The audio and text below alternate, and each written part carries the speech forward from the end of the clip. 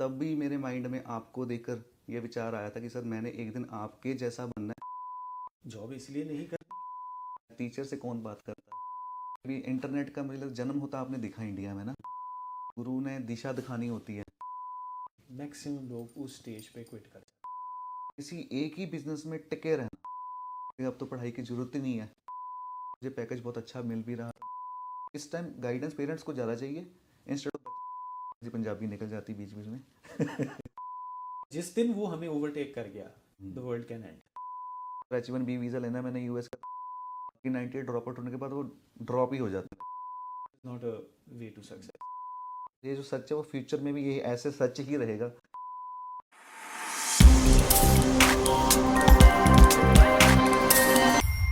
Hello everyone, this is Gurvinder Singh Bedi and welcome to today's talk show where real stories become real inspiration। और आज हमारे साथ हैं भूपिंदर सिंह जी, जो कि मेरे भी मेंटर हैं, इंस्पिरेशन है। इनसे मैंने भी इंस्पिरेशन ली थी किसी टाइम में, उसके बारे में भी बातचीत करेंगे और इनसे इंट्रोडक्शन करते हैं और स्टार्ट करते हैं आज का talk show. Hello sir, welcome to the show. Thank you Gurvinder ji. आप कैसे हैं? हाँ जी, बढ़िया जी, आप सुनाएं। बहुत देर बाद मिले हैं बिल्कुल जी, बिल्कुल। और इट्स रियली नाइस कि to see you grow also. बहुत अच्छा लगता है थैंक ये यू सर, चीज़। Thank you, thank you. Sir मैं आपको थोड़ा सा ना टॉक शो के बारे में थोड़ा सा बता देता हूँ कि इसमें क्या है कि हम ट्राई क्या करते हैं कि जो एंटरप्रेन्योर्स हैं, जो बिजनेसमैन हैं, जब आपने शुरुआत की थी तब एंटरप्रेन्योरशिप या स्टार्टअप कल्चर नहीं था, ये वाली वर्डिंग्स भी नहीं थी। तो मुझे तो ये पता है बिकॉज मैंने जैसे कहा कि मैंने भी आपसे इंस्पिरेशन ली है, तो कि ना स्कूल के टाइम समय मैं आपके इंस्टीट्यूट में या आपके स्कूल में, हमारे स्कूल वालों ने आपके वहाँ पर विज़िट करवाया था, तो आपने एज ए कैरियर गाइडेंस हमें बताया था कौन सा कैरियर चूज़ करना चाहिए और क्यों करना चाहिए। तो शायद तब भी मेरे माइंड में आपको देखकर ये विचार आया था कि सर मैंने एक दिन आपके जैसा बनना है। ऐसे स्कूल में जाकर आपसे इंस्पायर मैं हुआ था तब बैठकर। तो मैंने तभी मैनिफेस्ट किया था कि मैं एक दिन ऐसे करूँगा और ऐसे बनूँगा और इसी फील्ड में जाऊँगा जो आपने गाइड किया, आईटी वाली फील्ड में, कंप्यूटर वाली फील्ड में। तो सर मुझे तो आपने इंस्पायर किया तब के टाइम बहुत। तो तभी मुझे लगा कि आज आपके साथ एक बारी बातचीत की जाए। और मेन हमारा ये भी रहता है कि जो लोकल एंटरप्रेन्योर्स जो छोटे शहरों से हैं, आप जैसे, जो जो जिन्होंने बहुत बड़े बड़े काम किए हैं, जो मैं कहता हूँ कि हिडन डायमंड्स हैं हमारे इंडियन एंटरप्रेन्योरशिप के, उनकी स्टोरीज़ आगे नहीं आ पाती। तो हम इसके ज़रिए लेकर आ रहे हैं कि आप जैसे स्टोरीज़ आगे आएँ और हम जैसे जो बच्चे हैं या आने वाले समय में जो 18-19 साल का, जो 20 साल का लड़का बच्चा दिख रहा है आपको, वो भी आपसे आज स्टोरी आपकी सुनकर इंस्पायर होकर कुछ ना कुछ कल को स्टेप ले, एज एन एंटरप्रेन्योर आगे बढ़े लाइफ में। इसी जर्नी को हम आज शेयर करते हैं और स्टार्टिंग से हम शुरू कर रहे हैं। तो आपको पता है अभी 10 मिनट पहले आप आए हो, आपने बातचीत हमारी ऑफ कैमरा यही हुई थी कि हम सब कुछ लाइव ही करेंगे। बिकॉज उसमें क्या होता है ना, अगर जब मैं स्टोरी आपकी सुन रहा हूँ लाइव, तो मुझे भी खुद को मज़ा आ रहा है, ऑडियंस को भी मज़ा आएगा और समझ लगेगा उनको कि क्या स्टोरी है। तो मुझे भी अगर जब पहली बार सुनने को मिलेगा ना कुछ, तो मेरे रिएक्शंस भी लाइव ही आएंगे, हाँ जी अच्छा ऐसे ही किया था, ऐसे ही हुआ था। तो उससे क्या होता है कि सही कम्युनिकेशन जाती है आगे। तो इसलिए हम पहले डिस्कस नहीं करते, कुछ भी लाइव ही करते हैं। तो सर आप जर्नी शुरू से मुझे बताइए, कब आपने कौन सी पढ़ाई की है और कैसे आप एज ए बिजनेसमैन कहाँ कब शुरू किया था आपने? जो मेरे इंस्पिरेशन रहे हैं शुरुआत से ही मेरे मदर रहे हैं, क्योंकि वो एक रिनाउंड टीचर रहे हैं शहर के। ओके। तो उनको उनको देख के उनसे मैं इंस्पायर साथ में होता रहा कि जैसे बच्चों को गाइड करना, और इन चीज़ों में मैं उसी चीज़ से ही ज़्यादा इंस्पायर हुआ हूँ। Okay. I did my engineering in 1994। और 1994 में जब मैं पास आउट हुआ तो मैंने ये चीज़ डिसाइड कर ली थी कि नहीं, मैंने जॉब की लाइन में तो नहीं करना। हालांकि मैंने की इंजीनियरिंग थी। ओके। इंजीनियरिंग में वो मतलब होता है कि I have to work somewhere. Engineering आपने कौन सी फील्ड में की थी? वो that was a structural design engineer. Okay. Okay, alright. मेरा इंटरेस्ट उसमें जाके आगे जाके डिज़ाइनिंग में, कैड में, इन चीज़ों में आया था। अच्छा। उस चीज़ को लेके मैं उस चीज़ को आगे बढ़ा। फिर देन आई सेड कि नहीं, मैं अब इसको लेके स्टार्ट करके मैं जॉब तो नहीं करूँगा, क्यों ना कुछ अपना स्टार्ट किया जाए। बहुत बढ़िया। इंसिडेंटली जब मैंने स्टार्ट करने का सोचा, थोड़ा बहुत ट्रेनिंग्स यानी कि सिखाने वाला काम का, तो सबसे पहला स्टूडेंट ही मेरे को कैड से रिलेटेड ही आया। ओके। तो जो मेरी अपनी लाइन थी लाइन आपकी। ही थी, बिल्कुल ठीक है। तो मुझे इजी भी लगा, इंटरेस्टिंग बहुत ज़्यादा लगा। और टीचिंग का मेरा फ्लेयर वैसे ही था, क्योंकि मैं, जैसे मैंने आपको बताया कि इंस्पिरेशन मदर के थ्रू बिल्कुल थी। बिल्कुल। I started that way. And then जैसे जैसे कंप्यूटर लाइन में और स्टूडेंट्स आते गए वैसे वैसे मैं और कुछ सीखता गया, सिखाता गया, प्रोग्रामिंग्स हो, डिजिटल डेवलपमेंट हो, of course office automation and all those things. Sir 94 में तो कंप्यूटर्स की मुझे लगता है शुरुआत ही हुई थी बिल्कुल ना। बिल्कुल बिल्कुल। ठीक है ना, तो तब के टाइम में ये सोचना कि मैं जॉब नहीं करूँगा, मैं बिजनेस ही करूँगा, आपके मदर ने आपको इंस्पायर किया एज ए टीचर बनने के लिए, ये हम ऐसे इसको कह सकते हैं। तो बट सर टीचर बनना एज ए जॉब करना is a different line, and teacher बन के एज एन एंटरप्रेन्योर आगे बढ़ना as a different line. Yes. आपने as a entrepreneur as a business कैसे सोचा इस चीज़ को, क्यों सोचा जॉब क्यों नहीं करनी? जॉब इसलिए नहीं करनी क्योंकि I wanted to do my own work, okay not under anyone else. Okay alright. तो वो थोड़ा सा एक कह लो मेंटल फ्रीडम भी मिलती है, प्लस जो आपके अपने आइडियाज़ होते हैं उसको आप अपने हिसाब से प्रेजेंट भी कर पाते हो। जो सबसे बड़ी एक प्लस पॉइंट होता है एक एंटरप्रेन्योरशिप में, वो यही होता है कि आप अपने मन में जो आइडियाज़ होते हैं आप उसको प्रॉपर्ली प्रेजेंट कर पाते हो, आप जैसे आप चाहते हो उसको आगे रख सकते हो। बहुत अच्छा सर। तो उस चीज़ को मैं लेके फिर आगे शुरू किया। मैं चलो ये बात ना मुझे वैसे पता नहीं थी, बट आपके जैसी स्टोरी मेरी भी। मैंने लास्ट डे एंटरप्रेन्योर जब बना तो लास्ट डे था मेरा इंजीनियरिंग कॉलेज में, मैंने बीटेक आईटी इंजीनियरिंग में की, और वेरी नेक्स्ट डे मेरे खुद की कंपनी ओपन थी। तो मैंने भी एक दिन का गैप नहीं लिया था, सीधा इंजीनियरिंग टू एंटरप्रेन्योरशिप का जर्नी शुरू की थी। तो सुन के मुझे आपका अच्छा लगा बहुत। एंड वही ना सर, मुझे ये फर्स्ट टाइम पता लगा, तो कि मेरी बातचीत आपसे as a depth as teacher से कौन बात करता या आपने कैसे बात करता, आज की डेट में हम चलो कर रहे हैं तो आज समझ लग रहा है कि कैसे आपने भी शुरुआत की थी। तो सर जर्नी जब शुरू की एज ए ट्रेनिंग, तो कैसे कारवां आगे बढ़ता रहा, आगे आगे स्टूडेंट फिर नए कैसे आते रहे आपके पास, कैसे पता लगा लोगों को? देखिए आपको जैसे इस ट्रेनिंग लाइन में, कंप्यूटर ट्रेनिंग लाइन में जब हमने शुरुआत की थी तब बिल्कुल भी अवेयरनेस लोगों को बहुत ज़्यादा कम थी, बहुत ही कम थी कह लो। बिल्कुल। तो शुरुआत में पहले साल में मैंने सारी चीज़ ऑब्जर्व की, ये चीज़ कि यस एक टाइम होता है साल का जिसमें कि अच्छा स्टूडेंट्स भी आते हैं, जैसे स्कूल्स में कुछ इंट्रोडक्शन शुरू भी हो गई थी, लेकिन उसके बाद एक ऐसा टाइम भी होता है उसी साल में जिसमें हम बिल्कुल फ्री बैठते हैं। तो महीना 2 महीने मेरे को ऐसे बैठना भी पड़ा। फिर मैंने ये सोचा कि ऐसे बैठ के तो काम चलेगा नहीं, क्योंकि ये अगर हम डिपेंडेंट ही रह गए कि जब स्टूडेंट आएगा तो हम कराएंगे, तो इस चीज़ का ऐसे तो काम बनेगा नहीं। एडवर्टीजमेंट उस time that was not a big thing, वो सिर्फ मल्टीनेशनल्स और उनके लिए होती थी, हम जैसों के लिए नहीं थी उस टाइम। बिल्कुल। अब सोशल मीडिया तो बहुत दूर थी उस टाइम। तो देन आई स्टार्टेड कुछ लोगों को जाके मिलना, घर से निकल के चाहे कह लो कुछ इंडस्ट्रीज फैक्ट्रीज में विजिट करना, अच्छा, अपने वर्क को प्रेजेंट करना उनके सामने, ये काम मैंने किया। बहुत बढ़िया। और जब ये चीज़ मैं जब फैक्ट्रीज एंड इंडस्ट्रीज में गया तो मेरे लिंक्स बनने शुरू हुए। वो लिंक्स ने आगे जाके मुझे चाहे कह लो किसी कोई टॉक शोज, कोई अपने क्लब में कोई इंट्रोडक्शन टू कंप्यूटर्स के रिलेटेड ऐसे काइंड ऑफ शोज, जब इंटरनेट आया तो उससे रिलेटेड इंटरनेट की इंट्रोडक्शन देनी, क्या होता है इंटरनेट। बिल्कुल बिल्कुल। अब ये वो टाइम था जिस टाइम इंटरनेट पहली बार बिल्कुल बिल्कुल इंट्रोड्यूस हुआ था। Right right. If I remember it was विदेश संचार निगम लिमिटेड, VSNL के थ्रू। ओके। और ये चीज़ें चलती रहीं फिर, तो मतलब इस हिसाब से मैं उस टाइम को कवर करता था।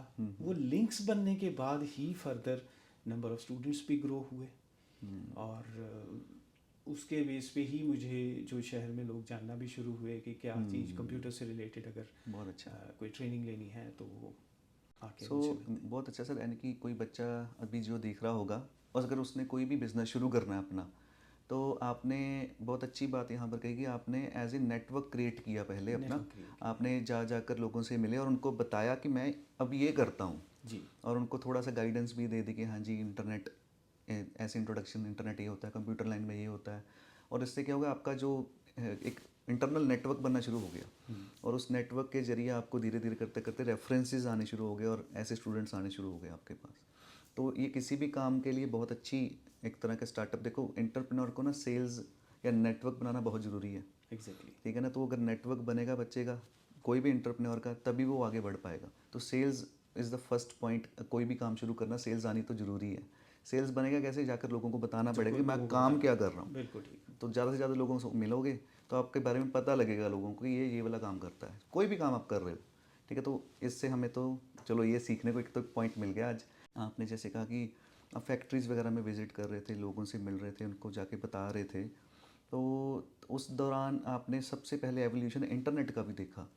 तो जी। आपने जब इंटरनेट का देखा, थोड़ा out of the entrepreneurship topic है, क्योंकि अभी इंटरनेट का मतलब जन्म होता आपने देखा इंडिया में ना, तो कौन से साल में था वो, इन विच ईयर? 90s 97 और 98 98, 97 97, 90 98 मुझे में भी था। याद है हमारे घर में जब पीसी आया था, फादर साहब ने हमें दिलवाया था, तो 97 98 में फर्स्ट टाइम हमने वो डायल होता था ऐसे नंबर डायल नंबर होता ना, था, बिल्कुल डायल, मॉडर्न फिर होता था। वो मॉडर्न होता, फिर इंटरनेट कभी मिलता था कभी नहीं मिलता था। आज में तो अभी तो 5G है, पता भी नहीं लगता बच्चों को, एक क्लिक करते हैं यूट्यूब वीडियो शुरू हो जाती है। हमने तो वो देखा फाइल ट्रांसफ़र कैसे होती और थी। कितनी स्लो होती है वो भी देखा हुआ हाँ है। हाँ, बिल्कुल बिल्कुल। विदेश संचार निगम लिमिटेड के थ्रू पहले इंटरनेट इंडिया में हाँ, इंट्रोड्यूस हुआ था। बहुत अच्छा। और तब हमें पता लगा था कि हम फ्री में भी ईमेल सर्विसेज बना सकते हैं। अच्छा। और we started creating Hotmail IDs. हाँ जी, हाँ जी, एटलीस्ट हाँ जी। स्टूडेंट्स को हम बताते थे कि एटलीस्ट अपनी अपनी हॉटमेल आईडी बनाइए। नहीं सर, अब तो खैर हम बहुत आगे आ गए बिल्कुल। उस चीज़ तो से। तब ना मुझे जब फादर साहब ने कंप्यूटर लेकर दिया था ना, हम आपके स्कूल में तो गए थे एज ए कैरियर गाइडेंस वाले, उससे पहले भी ना मैं आपके इंस्टीट्यूट में स्टूडेंट था।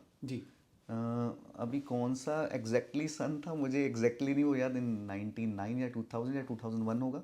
I was in class 10th। तो मैंने सबसे पहले आपके इंस्टीट्यूट में आकर जब कंप्यूटर सीखा, उसमें पावर पॉइंट आपने हमें सिखाया, यानी कि मुझे पर्सनली जो सिखाया, पावर पॉइंट हमने सीखा, एक्सेल, वर्ड कैसे चलानी है, वो मुझे बहुत ही अच्छा लगा कंप्यूटर को। वहाँ पर जो ट्रेनिंग्स भी आपके टीचर्स ने हमें दी, तो आज तक भी हमें याद है कि कैसे हमने उनके साथ, हम तो कि फर्स्ट टाइम हमने भी कंप्यूटर्स देखे थे, जी। तो हमें भी तब इतना अच्छा लग रहा था। तो मुझे तब के टाइम ये नहीं पता था कि आने वाले टाइम में मैं शायद इसी फील्ड में जुड़ जाऊँगा।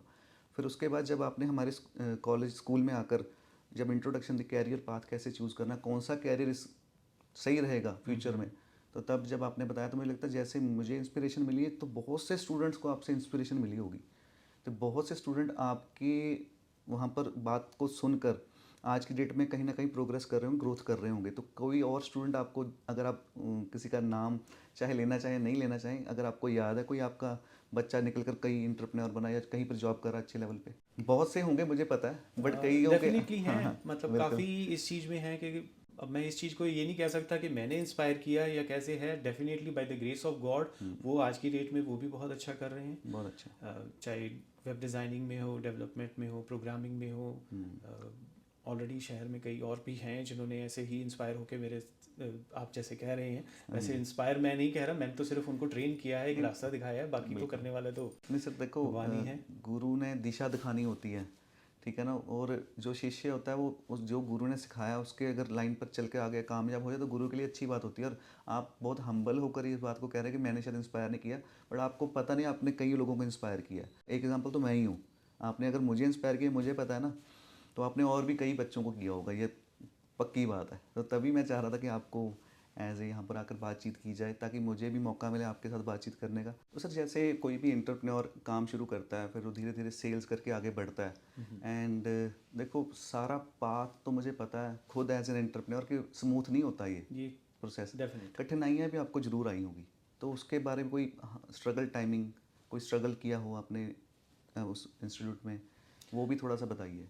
अब अगर मैं अपने कंप्यूटर ट्रेनिंग की बात करूं, जब मैंने 94 में स्टार्ट किया था तो पहले साल में ही से ही स्ट्रगल देखनी तो पड़ती है। बिल्कुल। क्योंकि अगर जब हम स्टार्ट करते हैं एक जिसको हम सीज़न कहते हैं वो होता ही होता है, और फिर उसके बाद उसी साल में एक रिवर्स टाइम भी आता है। बिल्कुल। अब उस टाइम को निकालना बहुत ज़रूरी है। मैक्सिमम लोग उस स्टेज पे क्विट कर जाते हैं।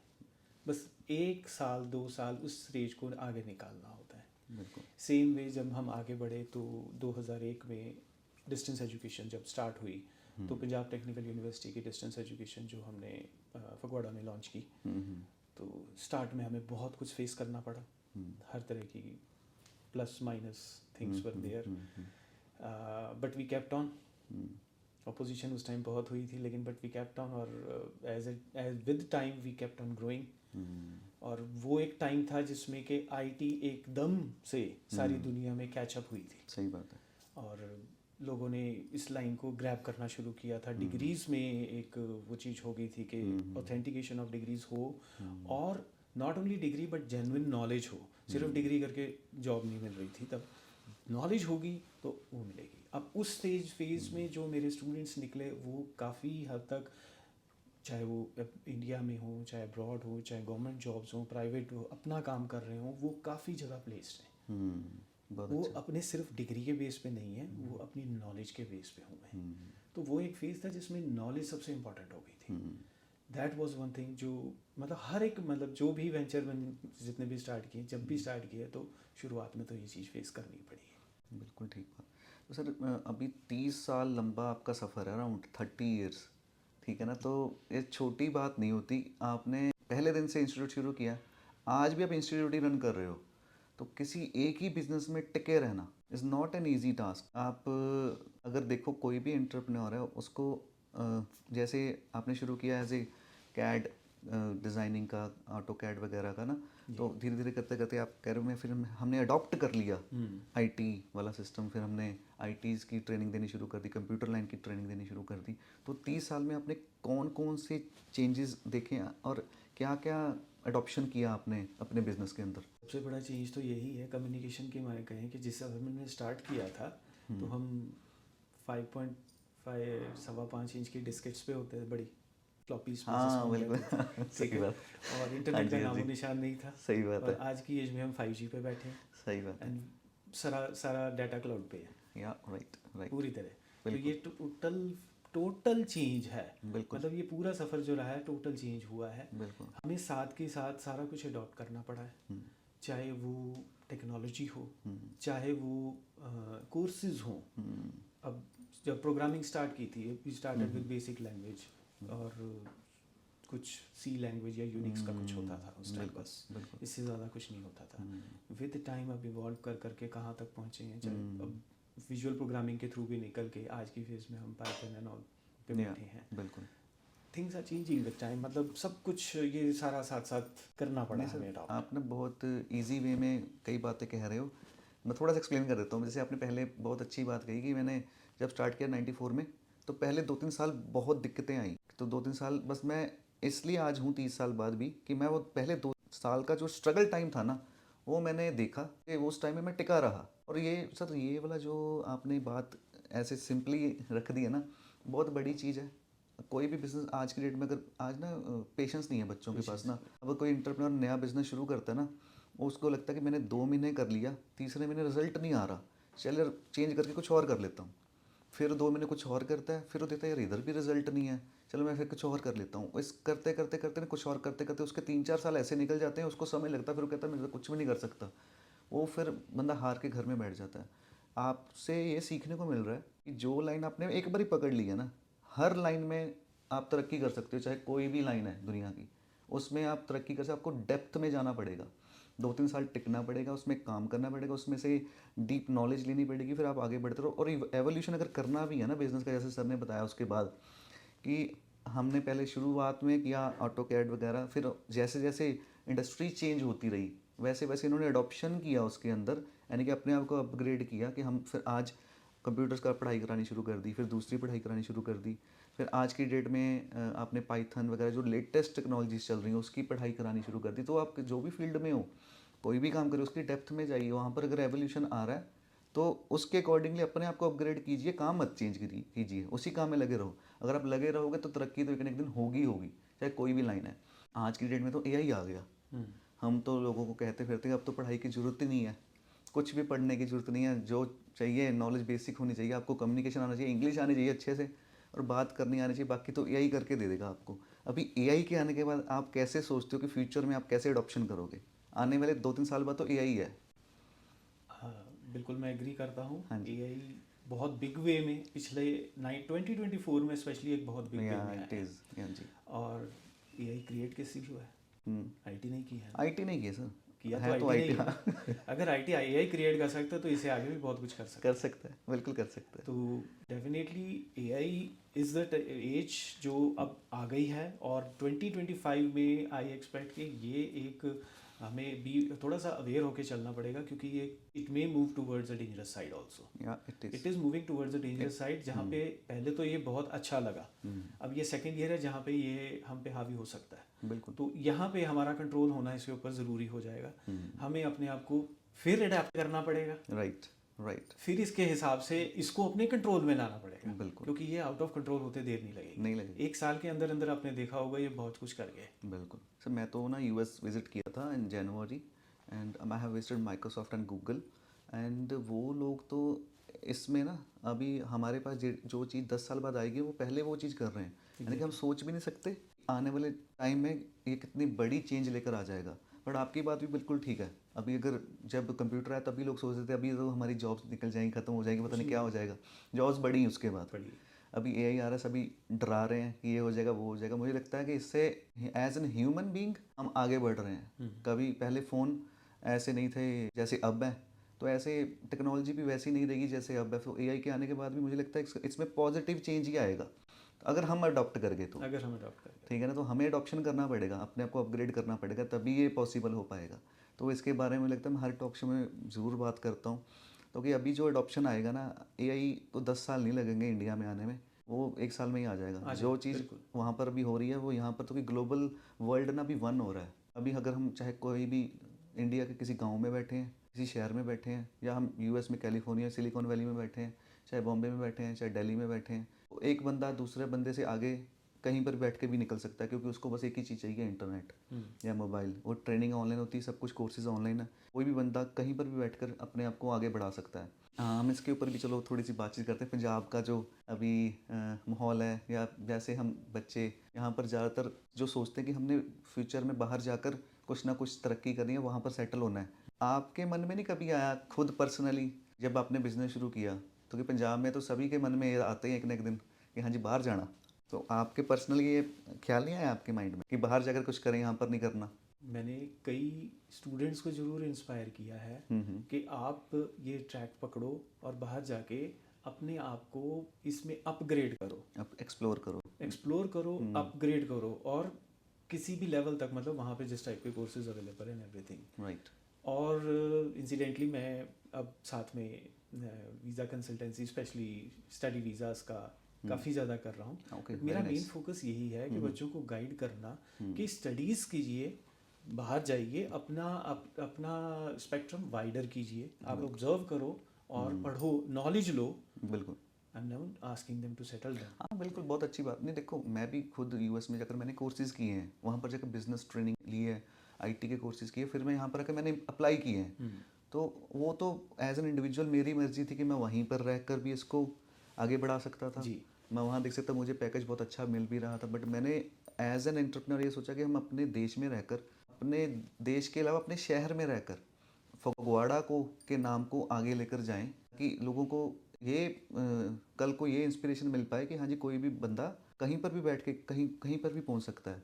तो ये एक तरह का मेरे मन में था बचपन से ही, यानी कि वो था कि हम मैंने बिजनेस ही करना है, तो शुरू से ये था कि अपने शहर में रहकर करना है।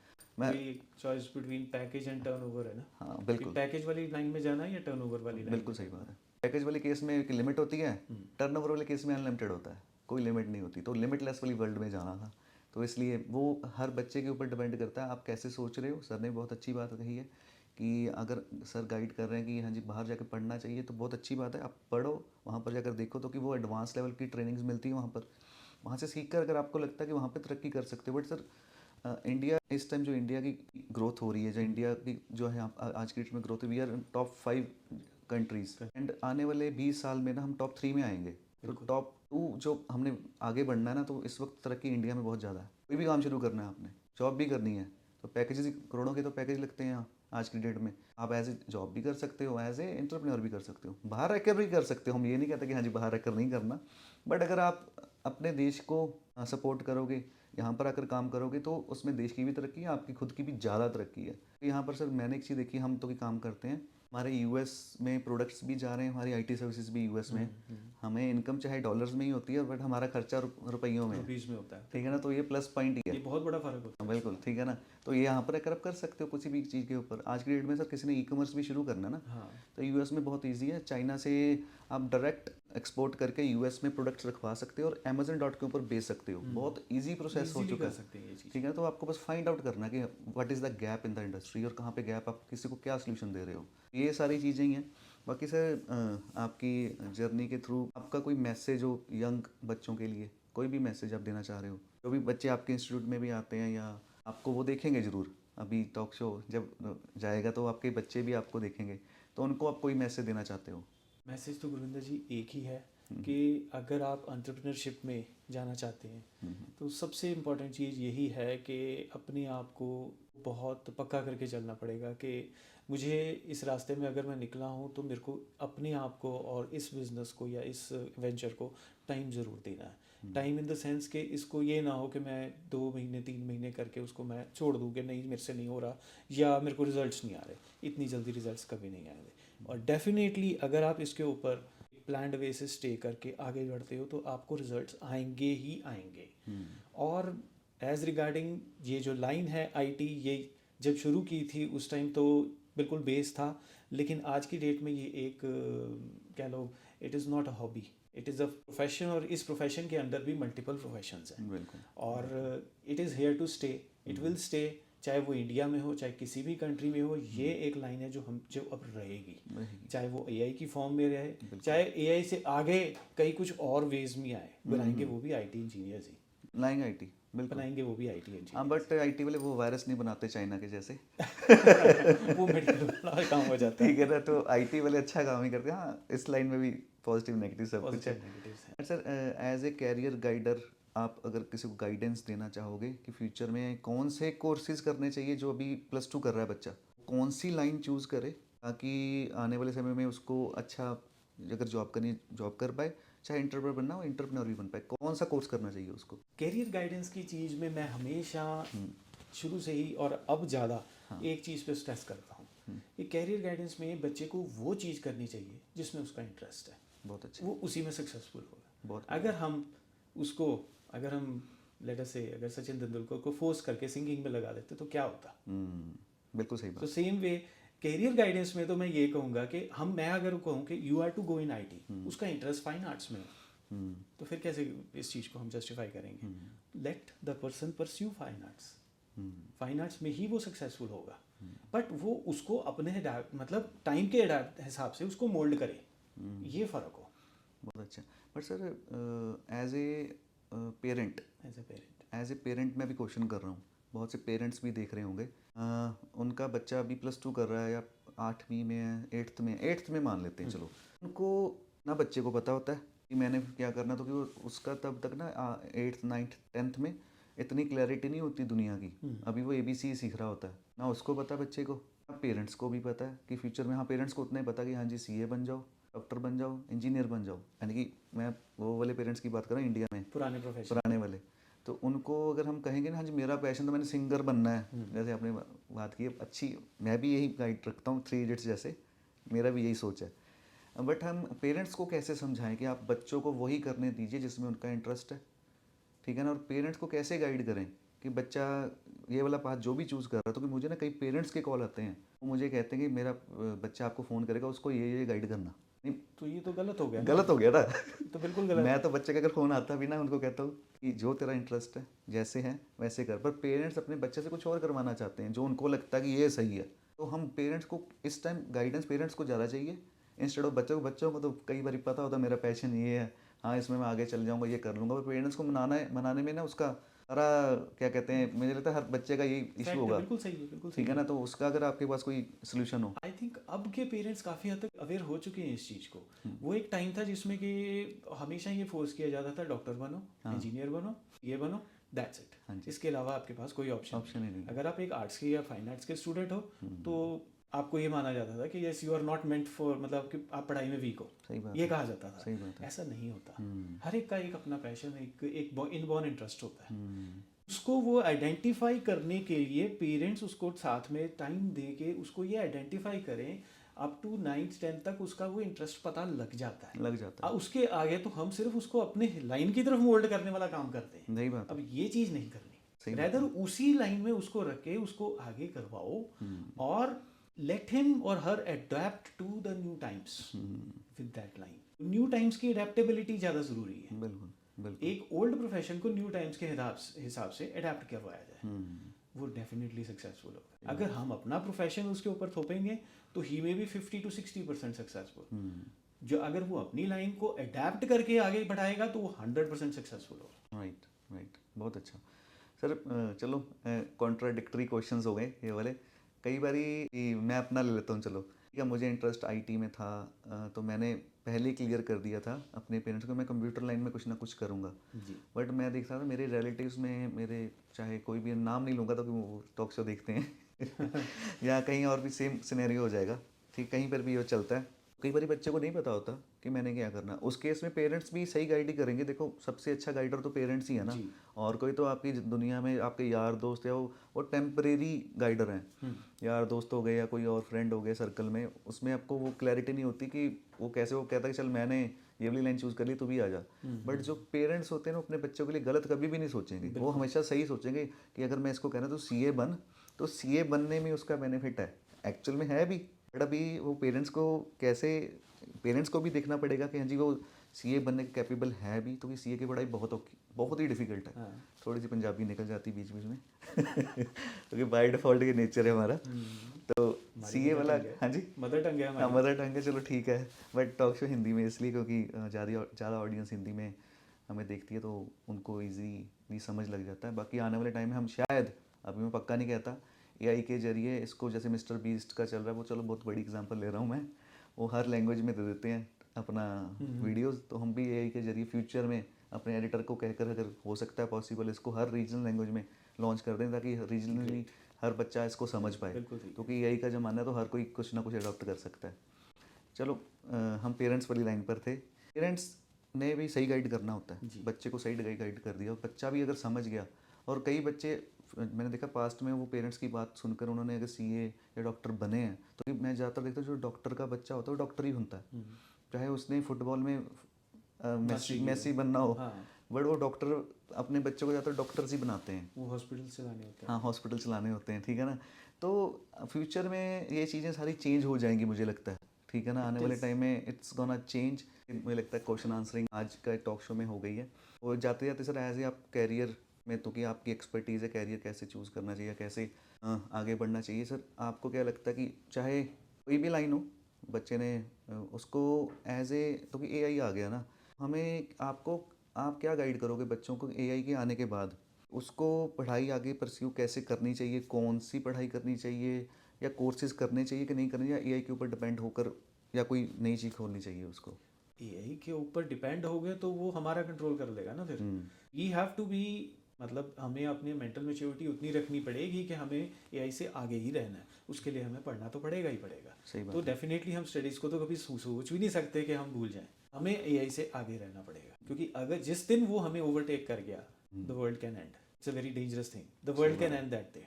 सर आजकल ना बहुत वो ट्रेंड चला हुआ कि हाँ जी मैं ड्रॉप आउट हो गया, ड्रॉप आउट होने के बाद मैंने ये हासिल कर लिया, वो कर लिया, वो वन, मुझे लगता है 100 में से 2 बच्चे ही होते हैं जो कुछ बन जाते हैं, बाकी 98 ड्रॉप आउट होने के बाद वो ड्रॉप ही हो जाते हैं लाइफ में। बेसिक एजुकेशन के बिना तो सक्सेसफुल आज की एज में होना पॉसिबल ही नहीं पॉसिबल, है। राइट। अब बेसिक एजुकेशन में इवन कम्युनिकेशन एक बहुत बड़ा पार्ट प्ले Yeah, करती it is, है, it कम्युनिकेशन स्किल्स। या राइट। अगर बच्चा कहे कि मैं तो बेसिक एजुकेशन भी नहीं करके मैं ड्रॉप आउट होके मैं तो अपने काम पे ही लग जाता हूँ, that is not a way to success. Okay. That is not a way to success, क्योंकि ये कहीं ना कहीं आपकी कैरियर ग्रोथ में, आपकी एंटरप्रेन्योर ग्रोथ में भी कहीं ना कहीं ये आपकी ब्रेक या अड़चन बन जाएगी, ये आपको रोक देगी कहीं। नहीं सर वो तो है ही है, सही बात है। मुझे भी ना आज की डेट में कोर्सेज लेने पड़ते हैं, अभी भी पढ़ाई करनी पड़ती है बिल्कुल, ये सर। तो फैक्ट। हमने बीटेक आईटी की इंजीनियरिंग, चलो एक बेसिक पढ़ाई की है वो ठीक है, बट उसके बाद मैंने जितने कोर्सेज किए हैं ना, मुझे लगता है उससे पहले नहीं किए होंगे। आज की डेट में मैंने कल भी एक कोर्स लिया है, बहुत ही यूएस बेस्ड कोर्स है, जिसमें हेल्थ लाइन के रिलेटेड, हमारी लाइन के रिलेटेड, हमें उस लाइन के रिलेटेड पढ़ना पड़ता है। तो हम वो देख रहे हैं फ्यूचर में क्या होगा, कैसे होगा, कैसे हम आगे बढ़ेंगे। तो पढ़ाई साथ साथ में करियर में बहुत ज़रूरी है, चाहे आप कोई भी लाइन में हो। आपका भी यही कहना है तो ऑब्वियसली ये सच ही है। ये जो सच है वो फ्यूचर में भी यही ऐसे सच ही रहेगा कि कोई भी चीज़ हो आपको पढ़ना ज़रूरी है। पढ़ना ज़रूरी है। अब हमारी लाइन में भी अगर अगर I am not saying IT line ही सिर्फ, कि जैसे अब अगर मैं वीज़ा कंसल्टेंसी में हूँ तो हमें डेली कुछ ना कुछ, जो जैसे हर कंट्री अपने रूल्स के हिसाब से राइट। हमें अपने आप को अपडेटेड रखना पड़ता बिल्कुल, है। अगेन पढ़ाई ही है वो भी, बिल्कुल बिल्कुल सही किसी बात है। एआई ने नहीं हमें हेल्प करनी, we have to go through the rules and right systems. Right. हाँ मैं आज ही देख रहा था H1B वीज़ा यूएस में कुछ उन्होंने एग्जेम्पशन कर दिया, अभी इजी हो गया है। तो आपको वो सारा, अभी कोई बच्चा नया आएगा पूछने सर H1B वीज़ा लेना है मैंने यूएस का, तो आपको तो पढ़ना ही पड़ेगा ना कैसे पढ़ होगा। के ही करेंगे। सही बात है कि हर चीज़ में अप्लाई होता है। बहुत अच्छा लगा आपके साथ बातचीत करके। हमारा मोटिव ये होता है कि 30-35 मिनट्स के अंदर हम कवर अप कर लें जितना कर सकते हैं। जितना भी हमें लगता है कि व्यूअर्स हमें देखेंगे तो उनमें से अगर मुझे लगता है एक तो बच्चों को भी आपकी स्टोरी से कोई इंस्पिरेशन मिली होगी, तो हमारा टॉक शो का मकसद यही होता है कि किसी एक बच्चे को भी इंस्पिरेशन मिले और वो अपनी लाइफ में कोई ना कोई पॉजिटिव चेंज लेकर आए। मुझे लगता है मैं खुद पर्सनली बहुत कुछ सीखा हूँ आपसे आज। मुझे तो बहुत अच्छा लगा, मुझे लगता है व्यूअर्स को भी अच्छा लगा होगा। आप कमेंट में और इसको बताइएगा हमें शेयर करके कि आपको आज का टॉक शो कैसा लगा। Thank you sir, thank you very much for giving us the time today. Thank you for coming today. Thank you thanks a sir. Lot हाँ जी। गुरिंदर जी।